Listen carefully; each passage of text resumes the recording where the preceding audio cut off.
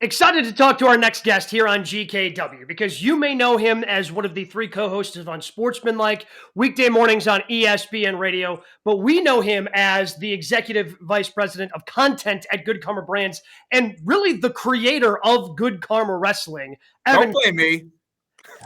Don't blame me for that. Well, it is your fault. It's 100% your fault that this exists, and we are celebrating 100 episodes. So let's start there. What was the original idea about putting the three of us together in a podcast to talk about wrestling every week on Thursday nights? Yeah, I'll give the audience an honest breakdown of how this all happened because I remember it vividly. So basically what happened was when we had a change in leadership in Chicago, our leader there, Mike Thomas, great guy that I still have a relationship with, moved to Boston where he used to run stations. There was a gap in management at our company, Good Karma Brands. And our CEO, Craig Karmazin, said to me, hey, can you just get involved a little bit on the content side, get to know some of the teammates there. There's a lot of teammates there that I did not know. That was an amazing opportunity, not because Mike left, of course, but amazing opportunity for me to have a role to be inserted into ESPN Chicago. And so one of the teammates that I had a relationship with as a friendship and professional relationship, but not in this capacity, was Jay Hood. And so Jay Hood and I, and I'll never forget this, we talked. So I basically talked to everybody for a half hour, 45 minutes, whatever it was, just to get to know everybody. And Jay Hood and I probably talked for close to 2 hours. We had like a scheduled 45-minute call, let's just say. And 2 hours later, of course, the fire alarm is now going off in Jay Hood's house. This is amazing. I'm trying to tell this nice story. Jay Hood, get out of there, Jay Hood. Get me in there. What is this? What is happening here? Is this like Vinnie Mac and Stone Cold? It's a new one. What is going on? Oh, man. Yeah, of all the things that have happened in GKW, this is a new one. This is a new one. Is he just desperately trying to find the smoke detector now in his house? Yeah. Is that a regular alarm? What is that? My guess is it was a smoke alarm, but I'm all right. Well, I guess God willing, Jay Hood's okay here. Hopefully he makes it out. All right, yeah. So, well, me telling the story without the person it's about is weird now. I can do the story. Okay. Oh, hey. All right, what happened there? What a hell of a time to burn incense. Thanks, hon. Appreciate it. Is that what it is? Yeah, great time to burn incense right over the fire alarm. But otherwise, it's fine. Everything's fine. Thanks. This is like a real deep, transparent, emotional story about Jonathan Hood, and the smoke alarm goes off. So anyway, Jay Hood and I talked for 2 hours. We're talking about just a million different content-related things, life-related things. And he says, one of the things that I've always wanted to do is take the wrestling podcast I had and make it into a true show across all of the Good Karma platform. And I said, so why don't you? He said, what do you mean, why don't I? Like, it's not my choice just to have the opportunity to just flick on ESPN LA and just be on there. And I said, well, if I could help with that, would you want to do it? He said, of course. I said, would you want to do it alone? He said, well, there doesn't seem to be a reason to do it alone. Why not bring people in? So I remember what I did was I created basically a questionnaire because I had in my mind people across Good Karma. And for those who are watching and listening who don't know Good Karma is the radio company and the marketing company, sports marketing company that owns radio stations in New York, ESPN, New York, LA, Chicago, Madison, Milwaukee, Cleveland, West Palm. So we have countless teammates, the Good Karma part of Good Karma Wrestling. So we have countless teammates all across the country. And I put together this questionnaire, something along the lines of, do you currently watch WWE? Do you have historical knowledge of WWE? Do you currently watch AEW? Do you have historical knowledge of AEW? Do you watch all the pay-per-views? And we went through the list of questions, and there were a lot of them that, like, let's just call it 10 questions, where some of our teammates would have said yes to 7 of them, but no to 3. And I felt like if we're going to do this, the no to 3 can't really work here. It has to be a yes to all 10.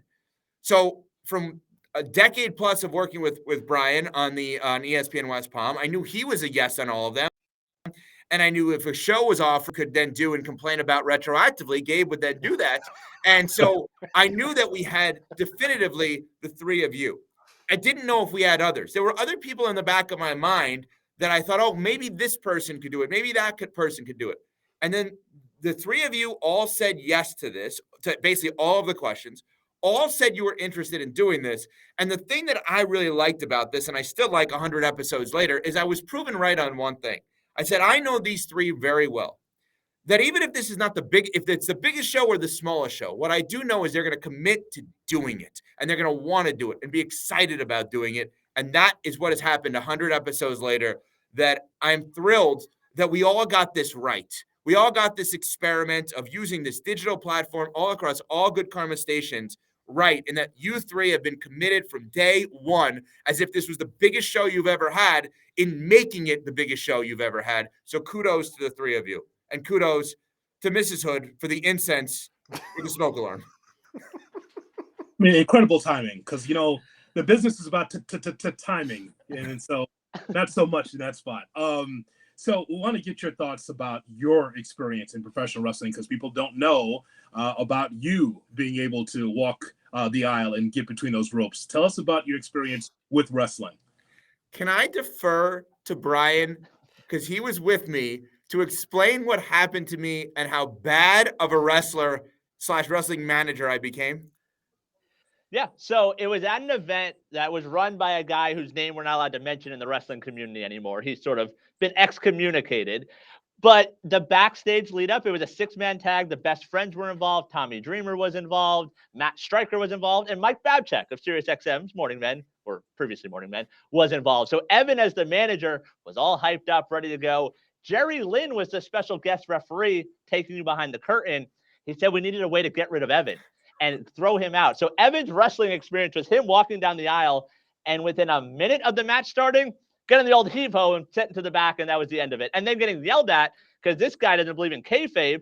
He tried watching from the curtain and standing at the top of the ramp. Like, get out of here, buddy. Well, here's the problem with this. So we were asked to do this. We were happy to do it. It was a fun event. I go into New York City to do this, and the thing that they want me to do is get kicked out. And not get kicked out 10 minutes into a match, get kicked out upon arrival. And I'm looking around, and not to be rude, but I think I said to Brian, who was with me, and I'm like, why did I come here? Because it's not like this is the WWE where you can watch backstage. This is not some huge platform here. So I got kicked out immediately, and then I couldn't actually watch what I was a part of. But I will say this. Brian Rowitz was so mesmerized by the backstage because we were legitimately, I don't know if you guys have ever been backstage during the planning for wrestling matches. Mm-hmm. It's truly amazing. Watching everybody kind of go through what's going on, storylines, conversation. And for all these people like, oh, wrestling's fake, BS. Maybe the outcome is scripted in some ways, but how you get to that outcome and the storyline within the actual match is true artistry. And we watched it. And David Arquette was there, by the way. And he was taking it unbelievably serious. It was the weirdest, maybe the weirdest experience ever of my life, but I got tossed immediately. The request I have here, Brian, can we make sure we have the picture of you two? Can we get that? Either put it on our social media feed, just insert it here post-production, because that photo is one of my favorite pictures of all time. And Evan also pulled me away from some random indie show I was at because it was Mania weekend. So I was like, oh, I'll fly to New York, get to do this thing with Evan, but I'm also going to go to these random indie shows. I have no way around New York, so trains, Ubers, all that stuff. So I got pulled away from the show to be a part of that experience. Are you complaining? I gave you the greatest wrestling experience of your life. Wait. Cool. What did you miss? What indie show did you miss? There has to be a specific match that you were looking forward to that you decided to skip to go do this. I don't remember the main event. I do remember missing JD Drake. I left halfway through his match, and anytime he's out there, meaty men slapping meat, he's one of those guys. So I had to miss that full match.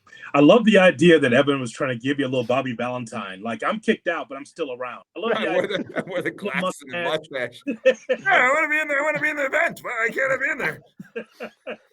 I love that. I love that aspect of it. That's great.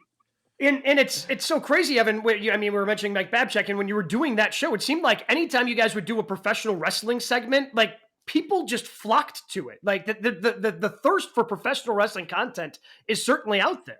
Oh, no question. And even, so that show was 12 years. I was unbelievably fortunate enough to be a part of it. And since being a part of Unsportsmanlike on ESPN Radio, Pat Costello, one of our producers, is an obsessive wrestling fan also.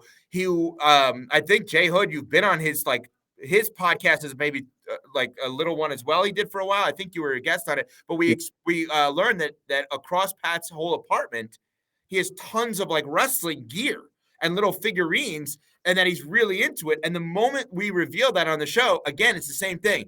People light up with that. We've talked about a lot of things internally in our company about history has an echo, right? We've talked about that a lot in content world. Like if you bring up nostalgia, people get into it. 1980s wrestling, unbelievable. 90s wrestling, unbelievable. Any walk of life, you go to a dinner party and you randomly bring up 90s wrestling, people would be into it.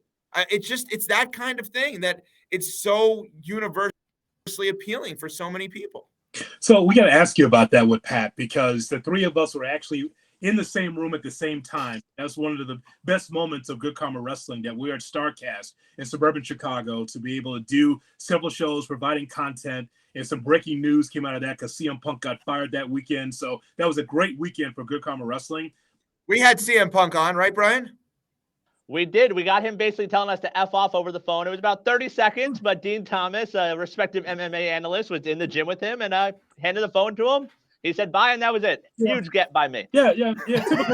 Typical Chicago. I can't be surprised at that. Typical Chicago. Right. But so we're gonna ask you about these figurines, though. I mean, so we saw figurines. We're at StarCast. We saw guys walking around with championship belts. How do you feel about that, Evan, as an adult? Should you have wrestling figures? Should you walk around with championship belts as an adult? Fully formed adult, of course. Yeah. I think if you're looking to have a significant other, no. Mm-hmm. I think once you have a significant other, yes. I'm all about honesty and transparency. Mm-hmm. I think those are the kind of things you hold back until after you have that significant other, regardless of gender. I don't give a crap about who you love and who you marry. I just think the facts. Maybe when she or he is, or that person is your person, maybe then you bring it up. Like, I know Brian's wife pretty well. She's known him for a long period of time. She's fully aware of his patheticness. Loving wrestling is not pathetic. No argument. Loving wrestling is not pathetic. The financial commitment he has made to loving wrestling without wrestling financially committing back to him, little pathetic.